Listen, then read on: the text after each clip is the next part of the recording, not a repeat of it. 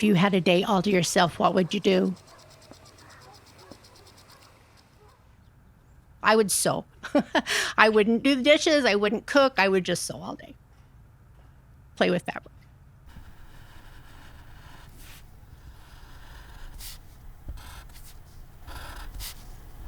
When I was in high school, my favorite class was math. I took college algebra and trigonometry my senior year and was one of the top students.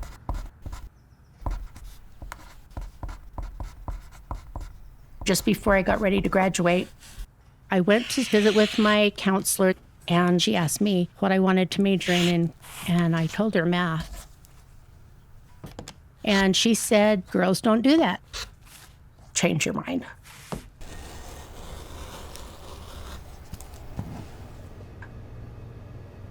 Ended up majoring in home economics in college.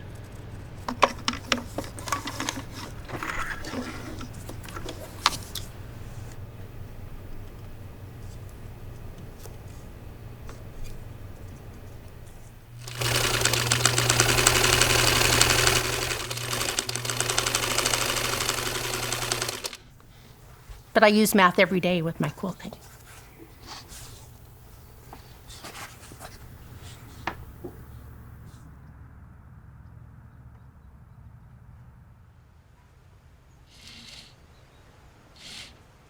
I started quilting for my family.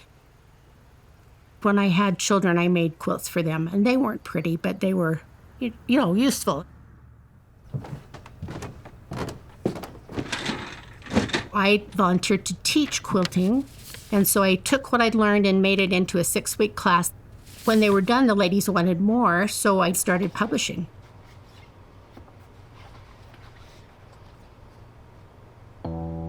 We didn't set out to have a business. It was just kind of an accident. We were doing really well. That's all water under the bridge for us now.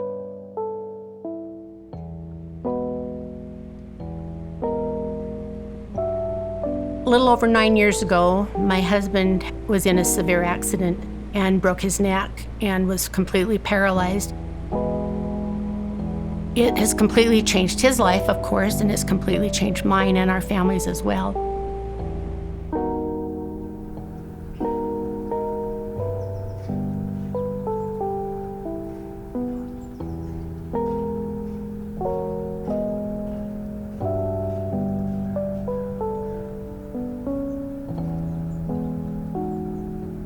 As he's getting less and less able to take care of himself, I just am here and take care of him every day.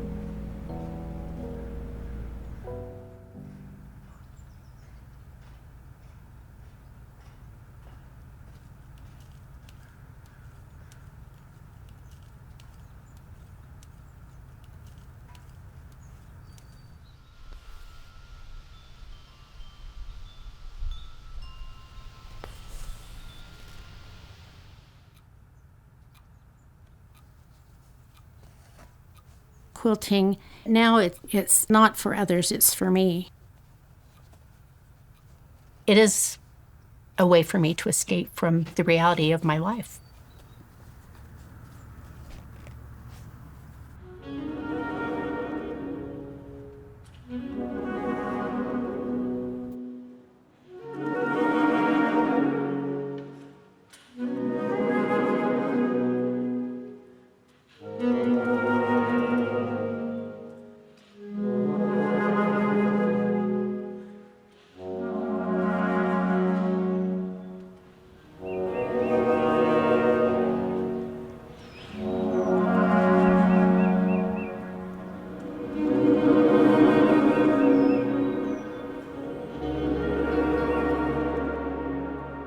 It's very refreshing almost to have something like that I can do rather than just sit around and feel sorry for myself, because I don't feel sorry for myself at all. Because I'm able to create, and it's a good feeling to do that.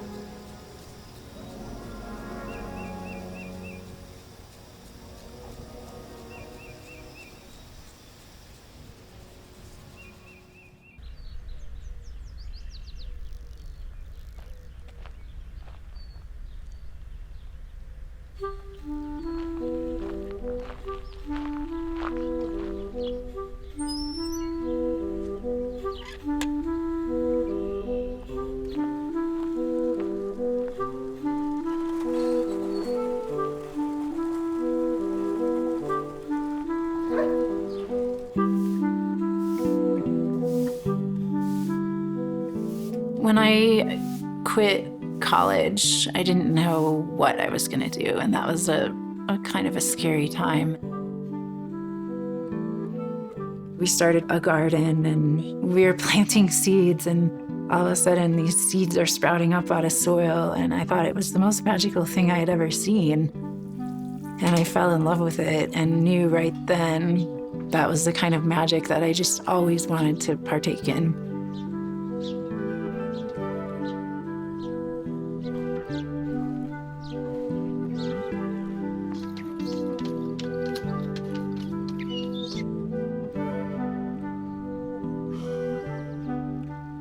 When I had my first son, he was born in the early fall. In my head, I was gonna just bring him with me and keep on working, but the elements were too strong for him. We couldn't be out there. I found myself at home alone with him often, and I had to fill that gap with something else.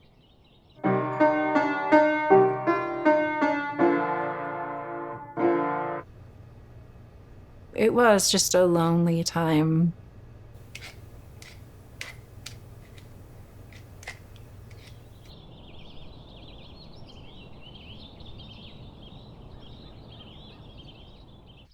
I got a sewing machine and something just woke up in me. That led to quilting and fiber arts.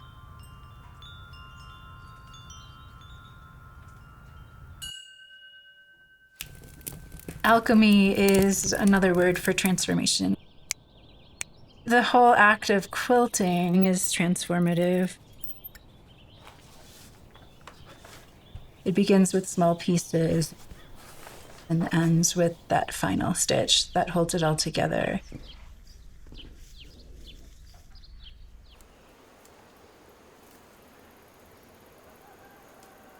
The first time I experienced naturally dyed fibers, I was transfixed by the idea that color could be extracted from nature and then transferred to fiber.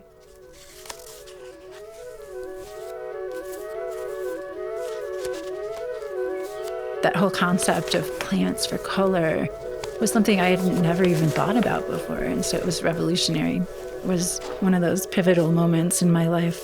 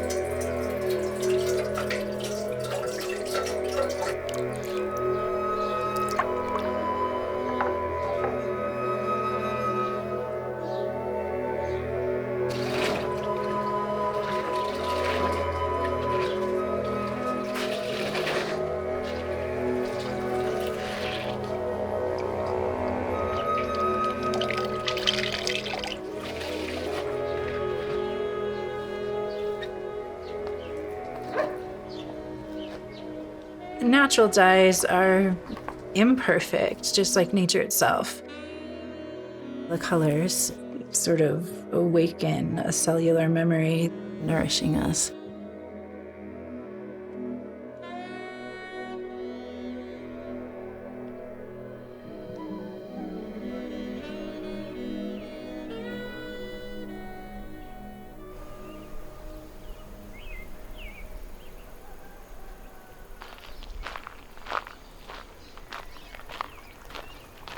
Yate, Susan Hudson nisle.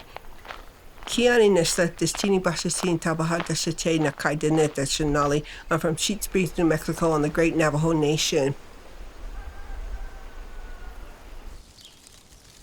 When I was little, my mom sat me down and she started showing me how to sew by hand. My original sewing machines are my hands, and 64 years later, I'm still using them.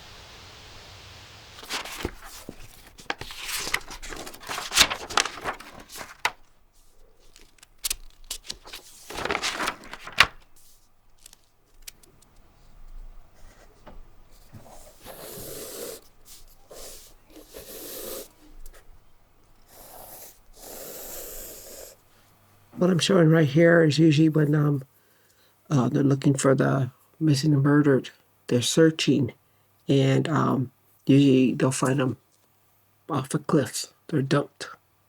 And so this is, I know it's not a good one, but this is, and I don't have the face showing this way, so I always have that head and their arm hanging off. And then she's searching, and she's at this side, and then you can see on this side of the canyon that she saw. She's looking for the body. She sees it. I know it's not real good, but that's what that is. That's how I sketch. These quilts, they take me 18 months. You know, I start the prayers. I know what I'm going to make next year. It's really vague. I can see it. It's right there, but I just can't grasp it. And then I'll start like, the skirts go like this. I say my prayers, I bless off my sewing machines, I bless off my hands, I bless off my material, my conversation with the holy people or the spirit helpers and, of my ancestors. I ask them for guidance.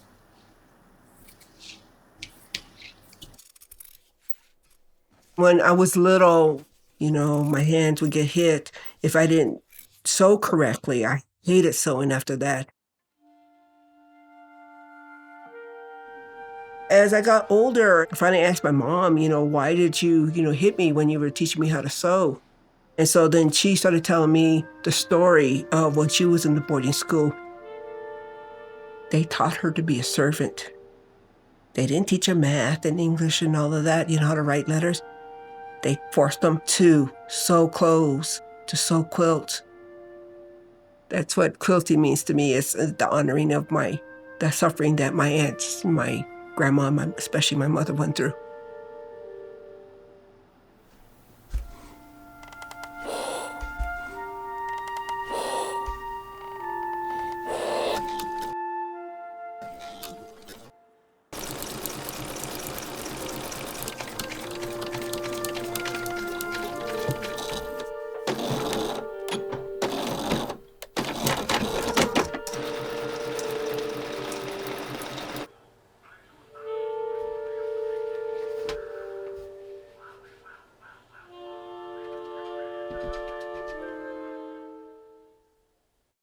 I never taught my kids how to sew.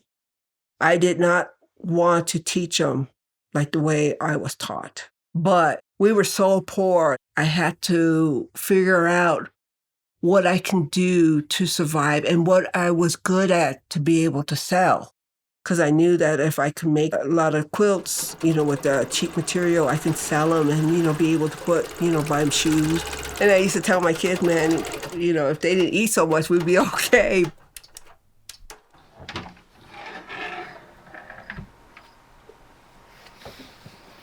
I have quilts basically all over the world. Switzerland, Hong Kong, a couple of them in Germany. I have it in the National Museum of American Indians, the International Quilt Museum in Lincoln, Nebraska, the Hurd Museum in Phoenix, Arizona, and the Artistry Museum in LA.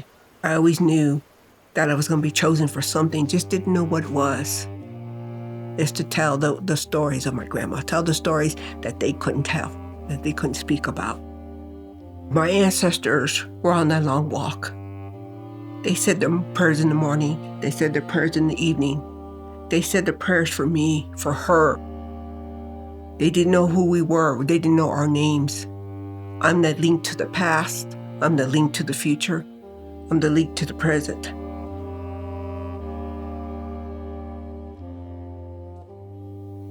In the morning when I say my prayers for my ancestors, to thank them, those strong women. If it wasn't for them, I wouldn't be here.